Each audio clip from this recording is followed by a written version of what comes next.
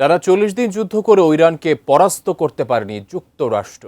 ফলে ইরানকে কোণঠাসা করতে নানা ধরনের অপকৌশলের আশ্রয় নিচ্ছেন মার্কিন প্রেসিডেন্ট ডোনাল্ড ট্রাম্প।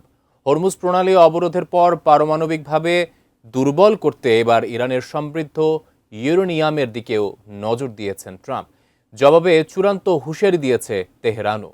বিস্তারিত ডেস্ক রিপোর্টে।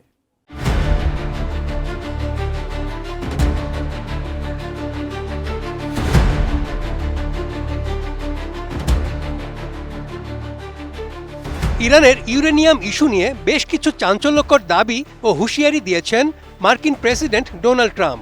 তিনি সাফ জানিয়েছেন ইরানকে আর ইউরেনিয়াম সমৃদ্ধ করতে দেওয়া হবে না। তিনি দাবি করেছেন ইরানের কাছে থাকা সমৃদ্ধ ইউরেনিয়াম যুক্তরাষ্ট্রের হাতে তুলে দিতে হবে।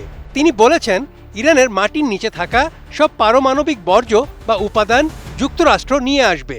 কিন্তু ট্রাম্পের এসব বক্তব্যকে এবার তুড়ি মেরে উড়িয়ে দিল তেহরান। 20 এপ্রিল এক সংবাদ সম্মেলনে ইরানের পররাষ্ট্র মন্ত্রণালয়ের মুখপাত্র ইসমাইল বাঘাই এ বিষয়ে কঠোর বার্তা দিয়েছেন।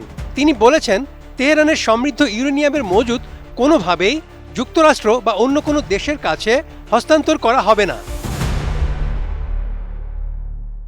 তিনি জানান অতীত বা বর্তমান কোনো আলোচনাতেই ইরানের সমৃদ্ধ ইউরেনিয়াম বিদেশে পাঠানোর বিষয়টি অন্তর্ভুক্ত ছিল না।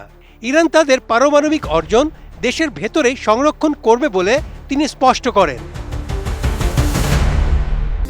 দেশের মানুষকে প্রতিদিন সুরক্ষিত রাখার প্রত্যয় নিয়ে এলো সেফ রাউন্ড সুইট।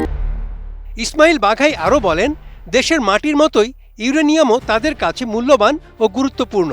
ইউরেনিয়াম কার্যক্রম বন্ধের প্রস্তাব নাকচ করে দিয়ে এটিকে জাতীয় মর্যাদা ও সম্পদের সঙ্গে তুলনা করেন তিনি। ইরানের মাটি যেমন পবিত্র হিসেবে বিবেচিত, তেমনি সমৃদ্ধ ইউরেনিয়ামও দেশের জন্য সমানভাবে গুরুত্বপূর্ণ। তিনি আরও উল্লেখ করেন ইরানের পারমাণবিক কর্মসূচি দীর্ঘদিনের দেশীয় বিজ্ঞানীদের প্রচেষ্টার ফল। পারমাণবিক জ্ঞান সম্পূর্ণভাবে ইরানিদের নিজস্ব অর্জন বলেও দাবি করেন তিনি। এটি তাদের জাতীয় দৃঢ়তার প্রতীক। বাঘাইয়ের মতে এই প্রযুক্তি যদি তেমন গুরুত্বপূর্ণ না হতো তবে প্রতিপক্ষরা এটিকে সীমিত করার জন্য এত চাপ সৃষ্টি করত না। তিনি জানান ইরান ভবিষ্যতেও তাদের পারমাণবিক সক্ষমতা বজায় রাখবে এবং এ বিষয়ে কখনোই কোনো আপোষ করবে না। এদিকে ইরানের উপপররাষ্ট্রমন্ত্রী সাইদ খতিব জাহেদ স্পষ্ট জানিয়েছেন এ ধরনের কোনো প্রস্তাব মানার প্রশ্নই ওঠে না। তিনি আরও বলেন তেহরান তাদের সমৃদ্ধ ইউরেনিয়াম যুক্তরাষ্ট্রে পাঠাবে না, এটি আলোচনার কোনো বিষয়ও হতে পারে না। Desk report, ATN news.